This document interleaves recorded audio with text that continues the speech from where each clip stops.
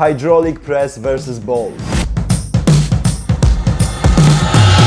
Feels bad to stop right when it touches the balls, doesn't it? Your brain has just released a little bit of dopamine to motivate you to watch the balls get crushed. And don't worry, I will show you what happens to them in a second, but first, let's go back to the feeling. Such small dopamine rush is what causes you to do all the bad things, like jerking off, eating junk food, playing video games, but it is also what makes you unable to focus on fulfilling tasks for longer periods of time, and this is what most people get wrong. Many people think that dopamine is a happiness hormone, but in reality, it is a motivation hormone. It is not only responsible for the presence of motivation itself, but also it decides what to motivate you to. So if you've been watching YouTube for hours now, then that's because dopamine has been telling you just one more video.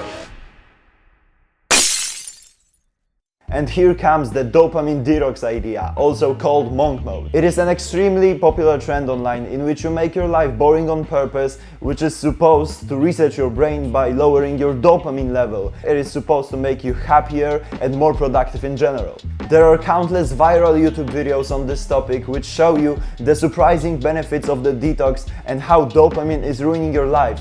I watched many of them, and let me tell you that every single one of them provides a wrong idea of what dopamine actually is. For a long time I used to think that so-called high dopamine TikToks are bad for me and that I have to lower the amount of dopamine in my life to be happier and more productive, but only recently I found out how wrong I was.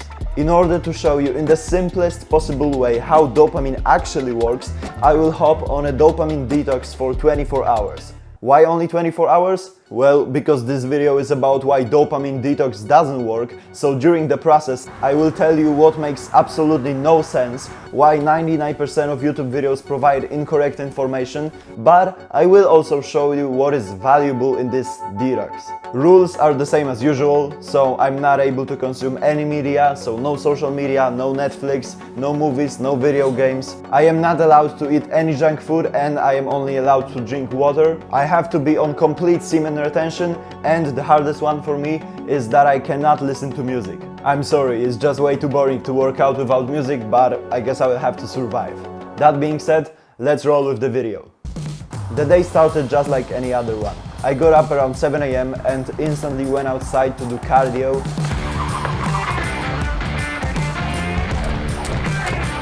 I usually get pretty hyped when jumping the rope because I'm listening to music, I feel like I'm dancing, but this time everything was just boring because I couldn't listen to music.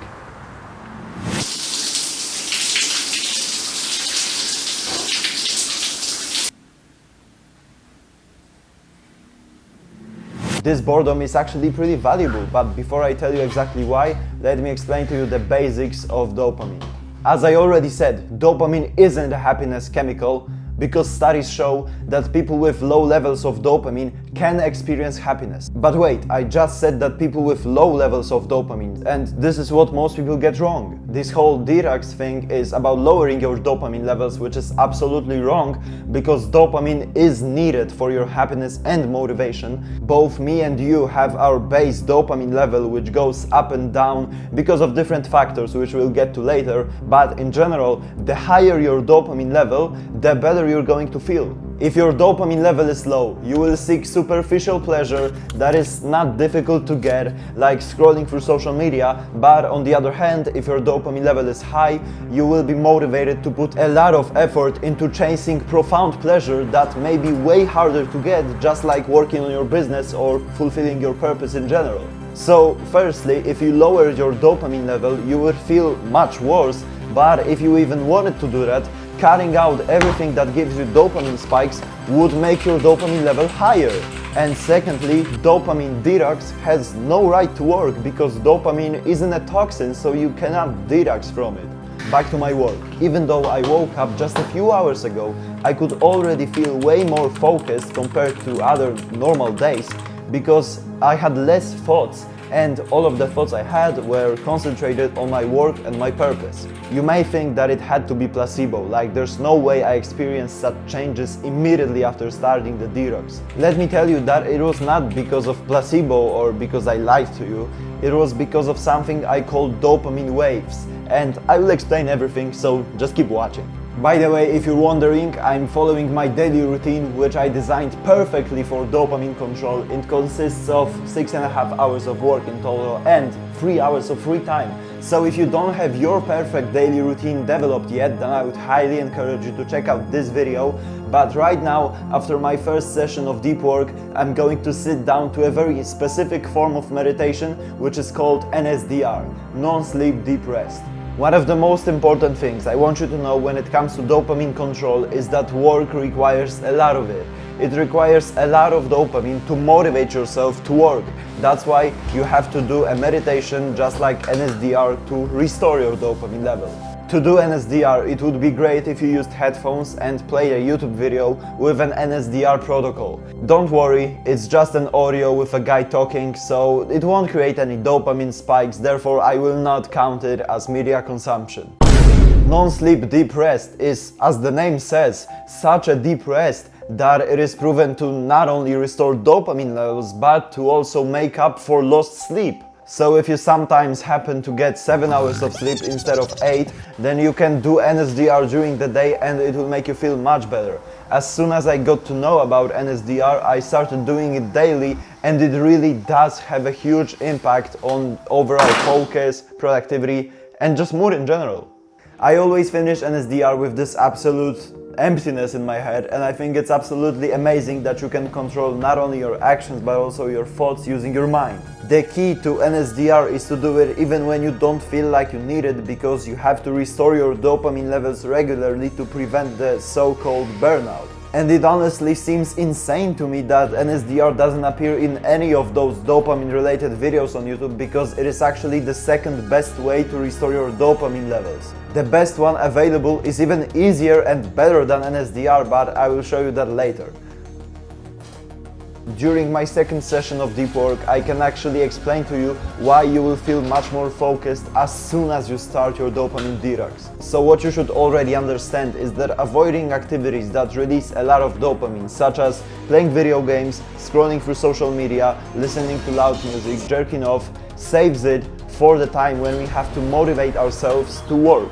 Whenever I jump the rope and listen to very energetic music, I release a lot of dopamine. It's always the same scheme with social media or video games. You have those flashy visuals, engaging sound effects, and all that creates huge dopamine waves that lower your base level quickly and leave you fatigued. And because I didn't listen to music while exercising that morning, my wave was 2 times smaller, which saved my dopamine for the time when I had to work, so that's why I actually felt much more focused. This proves that you will instantly see a change in your productivity and focus once you start your dopamine detox.